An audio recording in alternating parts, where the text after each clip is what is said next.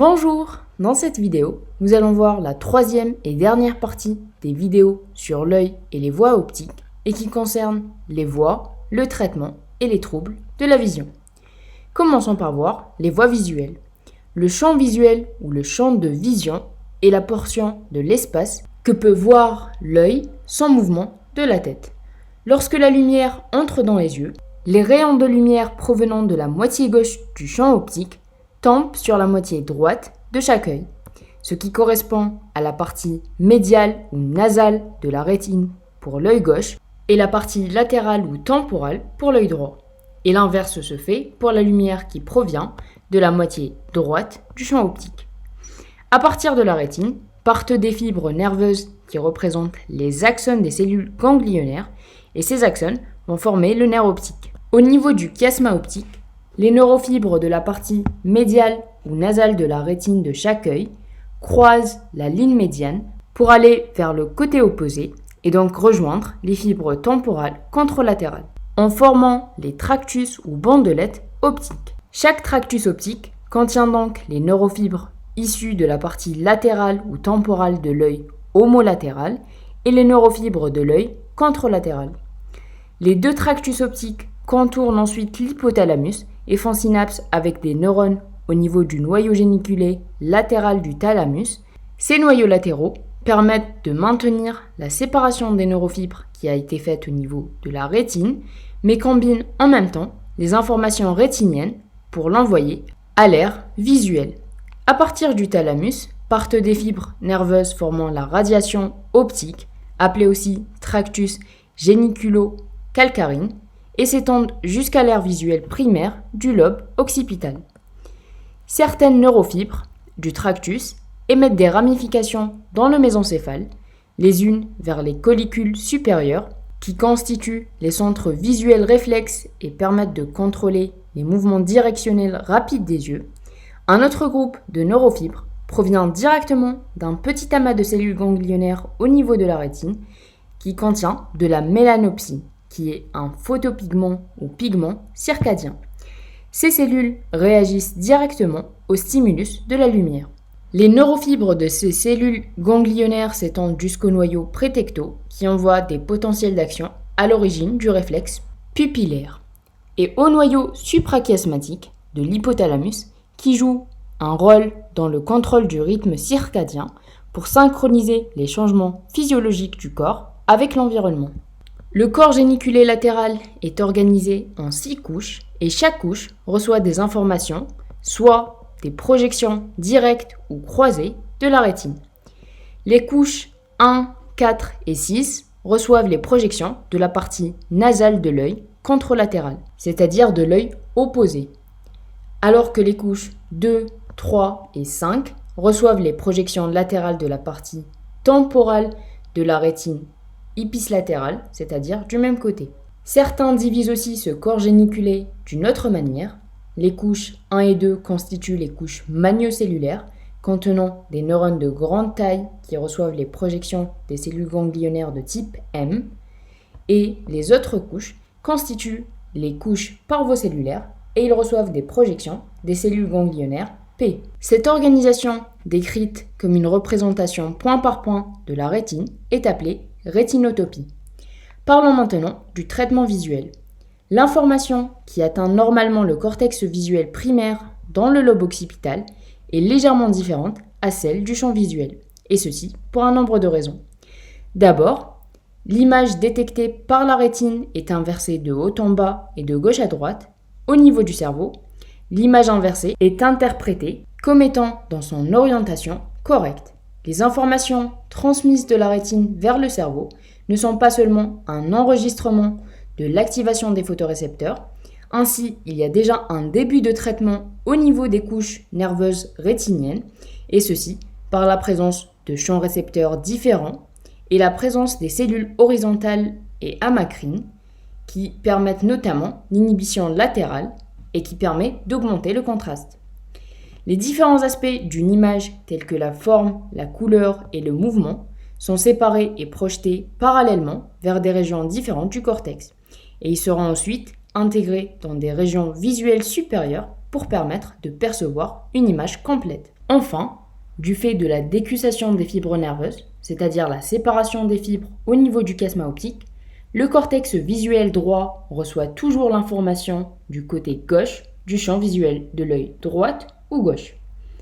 Le champ visuel de chaque œil est d'environ 170 degrés. Ces champs visuels se chevauchent pour les deux yeux constituant un champ visuel binoculaire, mais chaque œil capte les images sous des angles différents et une partie du champ visuel temporal située à la périphérie n'est vue que par un seul œil. Ces images seront fusionnées dans l'aire visuelle de chaque hémisphère, permettant la vision stéréoscopique et qui constitue un moyen précis de situer les objets de l'espace et de constituer la vision en 3D des objets. Après le noyau géniculé latéral, l'information est envoyée vers le cortex visuel retrouvé au niveau du lobe occipital. Le cortex visuel est divisé en deux parties, le cortex ou l'aire visuelle primaire et les aires visuelles secondaires. Le cortex visuel primaire se trouve tout au long de la fissure calcarine et il renferme une carte topographique précise de la rétine et la fovea a la plus grande représentation. L'aire visuelle gauche reçoit les potentiels d'action du champ visuel droit et inversement. Les aires visuelles secondaires sont retrouvées quant à elles dans les parties antérieures, supérieures et inférieures du cortex visuel primaire et elles sont responsables du traitement de l'information visuelle relative à la forme, la couleur et le mouvement. Le cortex visuel primaire est organisé en 6 couches, comme pratiquement toutes les portions du cortex cérébral. Les radiations optiques ou les fibres géniculo-calcarines se terminent dans la couche 4, qui est subdivisée à son tour en différentes couches. Les signaux rapides conduits par les cellules ganglionnaires rétiniennes M se terminent dans la couche 4C alpha. Et à partir de là, les informations sont relayées verticalement vers les niveaux superficiels et vers la profondeur. À partir des cellules ganglionnaires P, partent des fibres qui se terminent au niveau des couches 4A et 4C bêta, et à partir de là, les informations sont relayées verticalement vers la superficie et la profondeur. Cette voie transmet les informations provenant de la vision précise et colorée. Le cortex visuel est organisé structurellement aussi en plusieurs colonnes verticales différentes selon l'information qu'elles analysent. Les colonnes de dominance oculaire qui reçoivent les informations à partir des deux yeux, elles sont donc importantes pour la vision binoculaire et la vision stéréoscopique. Les colonnes de sélection d'orientation qui sont responsables de l'analyse des différents stimulus visuels selon leur orientation spatiale. Il existe plusieurs types de colonnes d'orientation selon les différentes orientations spatiales. Ces colonnes sont constituées de 3 principaux types de cellules, simples, complexes et hypercomplexes. Il existe entre les différentes colonnes verticales des connexions horizontales. Enfin, le dernier type de colonne est représenté par les colonnes de taches ou blobs responsables du traitement des couleurs. Il existe 2 voies d'analyse de l'information visuelle. L'analyse de la position tridimensionnelle, la forme et le mouvement, et qui est transmise de façon prépondérante par des cellules ganglionnaires M, et l'analyse des détails visuels et des couleurs, et qui est impliquée dans la lecture, les détails colorés des objets, etc. De nombreuses études montrent maintenant que le cortex visuel peut recevoir non seulement des informations visuelles, mais aussi des signaux auditifs ou tactiles. Parlons maintenant des réflexes visuels et du contrôle autonome. L'œil est innervé par le système sympathique et parasympathique. Les fibres parasympathiques préganglionnaires prennent naissance du noyau d'Edinger-Westphal, qui constitue la partie viscérale du noyau du 3e nerf crânien. Il passe ensuite à travers le 3e nerf vers le ganglion ciliaire, et à partir de ce ganglion, les fibres envoient des nerfs ciliaires vers le globe oculaire. Ces fibres innervent à la fois le muscle sphincter de la pupille pour une constriction et les muscles ciliaires responsables de l'accommodation du cristallin. Les fibres sympathiques ont pour origine d'abord des noyaux hypothalamiques. À partir de là, des fibres sympathiques descendantes vont vers la moelle épinière, essentiellement au niveau de la corne intermédio-latérale des étages T1 et T2. Les fibres post-sympathiques passent ensuite dans la chaîne sympathique paravertébrale et font synapse au niveau des ganglions cervicaux supérieurs. À partir de là, les fibres postganglionnaires passent à travers les plexus carotidiens et atteignent les muscles dilatateurs de la pupille. Les deux principaux réflexes sont le réflexe photomoteur et le réflexe d'accommodation. Commençons par le réflexe photomoteur direct et consensuel. Lorsque la lumière est dirigée vers un œil, les pupilles diminuent de diamètre. C'est ce qu'on appelle le réflexe moteur direct. Ce réflexe implique les fibres nerveuses qui passent vers les noyaux prétectaux. À partir de là, les fibres nerveuses passent vers le noyau d'Edinger-Westphal, puis passent vers les fibres parasympathiques. En même temps, il y a constriction de la pupille de l'œil opposée. C'est ce qu'on appelle la réponse consensuelle. Au contraire, dans l'obscurité, il y a dilatation de la pupille grâce au système sympathique. Le second réflexe est le réflexe d'accommodation, qui est activé par des signaux visuels relayés par le cortex visuel. À partir de là, les noyaux prétectaux sont encore activés en causant une constriction pupillaire par la voie parasympathique. La contraction des muscles ciliaires est médiée par les voies parasympathiques aussi. Les muscles ciliaires agissent à leur tour en tant que sphincter, induisant un relâchement des ligaments suspenseurs, le cristallin bombe alors, permettant la convergence de l'information sur la rétine. Parlons maintenant des troubles de la vision dus aux lésions des voies optiques. Comme nous l'avons vu tout à l'heure, la partie médiale ou nasale de la rétine reçoit les informations visuelles de la partie latérale du champ visuel et la partie latérale ou temporale de la rétine reçoit quant à elle des informations de la partie médiale du champ visuel.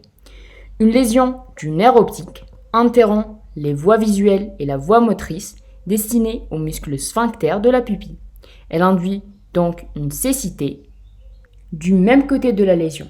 La partie temporale de l'œil ne pourra donc pas voir la partie médiale du champ visuel et inversement, la partie nasale ne pourra pas voir la partie temporale. Une lésion latérale du chiasma optique va induire une atteinte des neurofibres temporales homolatérales, c'est-à-dire du même côté de la lésion, ce qui induit donc une hémianopsie nasale unilatérale, hémi parce que c'est seulement la moitié de l'œil qui est atteinte. Une lésion sagittale et médiane du chiasma optique interrompt quant à elle les neurofibres nasales droite et gauche. La conséquence en est alors une hémianopsie bitemporale parce que les neurofibres atteintes correspondent à la partie nasale de la rétine qui voit la partie temporale du champ visuel. Une lésion du tractus optique entraîne deux hémianopsies homonymes parce que c'est la même partie du champ visuel qui est atteinte pour les deux yeux. Une lésion maintenant des radiations optiques dépend de la partie atteinte. Si c'est la partie des radiations optiques qui passe par le lobe pariétal pour atteindre le cortex visuel et qui correspond alors aux fibres supérieures appelées aussi boucles de Bohm, il y aura une hémianopsie en cadran inférieur parce que cette fibre est reliée à la rétine supérieure et rappelez-vous que la rétine supérieure reçoit la lumière provenant de la partie inférieure du champ visuel. Une lésion au contraire des radiations optiques qui passe par le lobe temporal, appelée aussi boucle de Meyer, induira une hémianopsie en cadran supérieur parce que ces radiations sont liées à la rétine inférieure qui voit la partie supérieure du champ visuel. Enfin, une lésion de toute la radiation optique induit une hémianopsie homonyme, comme dans le quatrième cas, et qui pourrait être ici sans atteinte maculaire. Récapitulons. Pour pouvoir prendre conscience des stimulus visuels qui atteignent nos yeux, ces stimulus doivent être analysés au niveau des aires visuelles primaires et associatives, situées dans le cortex cérébral. Pour rejoindre ces régions, les informations passent par les différents segments des voies optiques où elles sont traitées et analysées.